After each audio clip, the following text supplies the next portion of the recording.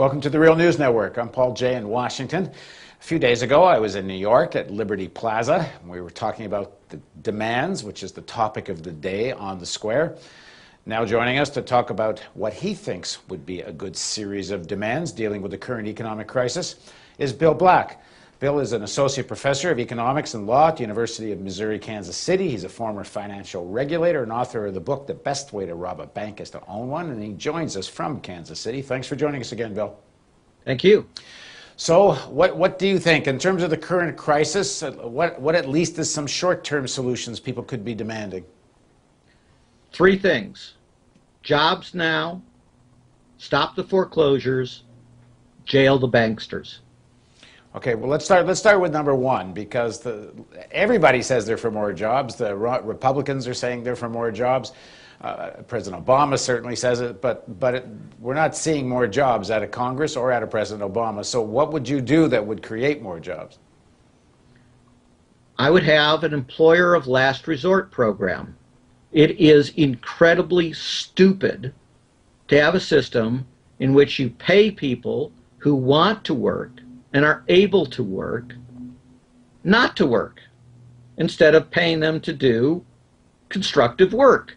That's good for them, it's good for society and such. And we are locked in this utter greatest waste you can imagine, which is throwing people on the scrap heap who want to work. We now have 26 million Americans who want to work full-time who can't. We have 46 million Americans in poverty. We have more than 20% of all children in America are in poverty at the current time. Those are all obscenities. And in our system, that translates to all kinds of terrible educational, health outcomes, life expectancy, everything you want to mention. So use the government through the nonprofits and NGOs as the employer of last resort. This is a system that worked brilliantly in the Great Depression, and it should be a regular feature of all governments. You should end wasteful unemployment. Now, second, but before we move on, let's just talk about why that isn't happening. I mean, it's kind of an obvious plan. We've seen it before, as you said, in the 1930s. But is one of the reasons why it's not being done or even being talked about in D.C. at any serious level is that, one, to have more jobs, you'd need more real demand in the economy, so you'd have to have some kind of measures that allow wages to go up. Two, if you did it, wages would go up because you wouldn't have so much unemployment, which is one of the biggest pressure on low wages. And instead of actually trying to find ways for more jobs and higher wages, in fact, what's happening right across the country is companies are taking advantage of this high unemployment to actually lower wages. And I saw the recent wage index just came out. In fact, wages went down about 1% just in the last month. well, I think your initial premise is incorrect, and the data you cite help to explain why. It is quite correct that you're not going to get private sector jobs because private sector demand has collapsed. And of course it has because we're in a great recession. That's the whole point of why you cannot do it through the private sector alone. That's why you have the government do it. And in the modern era, unlike the WPA era, we can leverage all of these nonprofits and NGOs that already exist so that we don't need a single massive federal program. We can have a federal overall program of funding, and we can do productive things through the actually hundreds of thousands of NGOs and nonprofits that exist out there. So we're particularly lucky in the United States to have such a vast network, and we could do it quicker. No, my point wasn't you couldn't do it. My point is that the pressure coming from the private sector, especially some of the bigger companies, on the politicians and on Congress is they don't want this to happen because they're taking advantage of this situation to lower wages.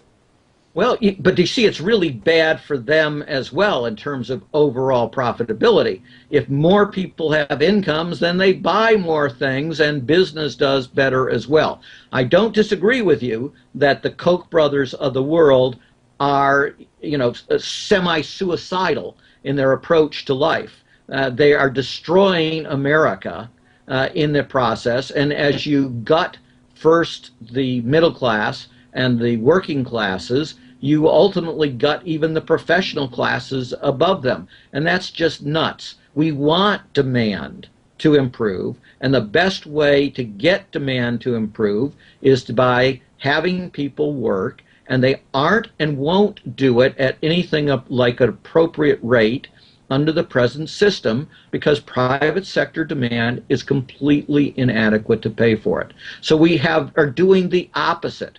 We are going through our states and localities at a time when teachers have never been more necessary, police officers have never been more necessary, firefighters, etc., and firing those people and losing all of their skills and experience. That's just crazy. Remember, every government comes in and saying it's going to stop fraud, waste, and abuse. Well, there is no greater waste than taking 26 million Americans who want to work full-time and saying, no, actually, even though it's going to make the recession worse, even though it'll make the overall economy worse, even though it'll make your lives worse on every psychological dimension, we will not give you jobs. We will pay you instead to stay home and watch television. Right. That's crazy talk. Okay, go to point two. Point two, stop the foreclosures. We have over 12 million Americans whose mortgages are seriously underwater. I mean, severely underwater. In other words, their loan is more than 125% of the true value of their house, which is to say they owe a lot more in debt in the mortgage than their house is worth. So we have a good 12 or more million Americans at serious risk of losing their homes.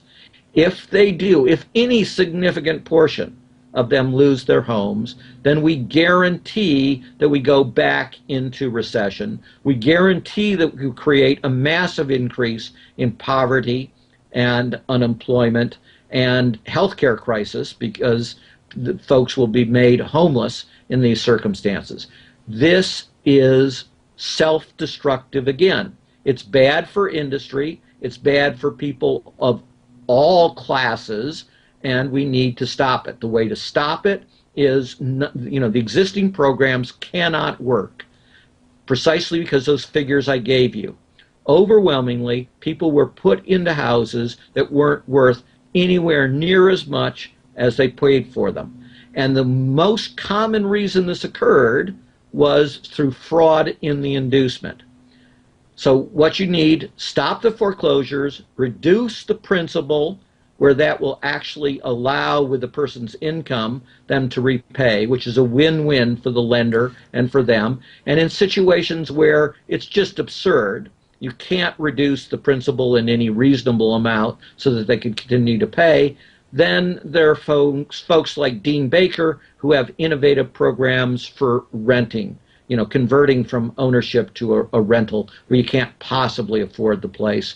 But that will keep these properties from deteriorating and being destroyed, and that's exactly what's happening. Bill, this concept of odious debt that exists at the state level and common law and British and U.S. law, if I understand it correctly, it has to do with if a lender lends money to someone that, one, they know they could never repay, and in the final analysis won't go to the benefit of that person, that odious debt is considered something that doesn't have to be repaid. I mean, is there enough of a tradition here in the United States that could be fought on, and would it apply in this situation? Only in a few states, and it would be very difficult, and the people that would most need it won't have lawyers. So no is the short answer. So it needs a straightforward law to freeze foreclosures, is what you're saying. It does need a straightforward law, and it's going to need actions, not by individual, but by the government overall, that says places like Washington Mutual, places like Countrywide, were engaged in endemic fraud in which they induced homeowners into these situations, typically by dramatically inflating the appraisal. So in the case of Washington Mutual, for example, Attorney General of New York Cuomo, now Governor Cuomo, investigation found that WAMU had a blacklist of appraisers. But you got on the blacklist if you refused to inflate the appraisal. Step back for a second. Would an honest lender ever inflate an appraisal? Because that's their great protection against loss. And the answer is no. So we have good information on the fact that there was endemic appraisal fraud. Borrowers can't do that. That comes from lenders and their agents. So we have massive cases of borrowers being induced by fraud to take out those loans. So that leads to point 3. That leads to point 3. But it also leads to point 2. That provides a basis for foreclosure relief.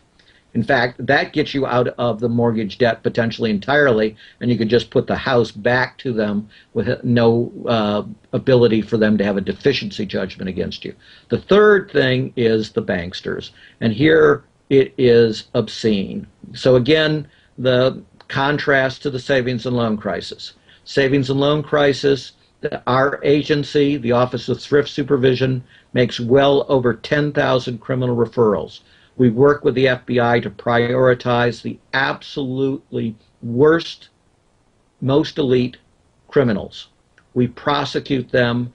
We have a 90% success rate against the best criminal defense lawyers in the world. And we get over 1,000 felony convictions in these prioritized ultra elite cases. Flash forward to the current crisis. The same agency, the Office of Thrift Supervision, makes 0 criminal referrals. Produces, of course, 0 cases, because these complex cases can only be brought if the regulators, who have to serve as the regulatory cops on the beat, make the case for the FBI and the Justice Department and point them towards the most elite criminals. This crisis, the losses just to homeowners are 11 trillion. That's with a T. A trillion is 1,000 billion. 11 trillion losses.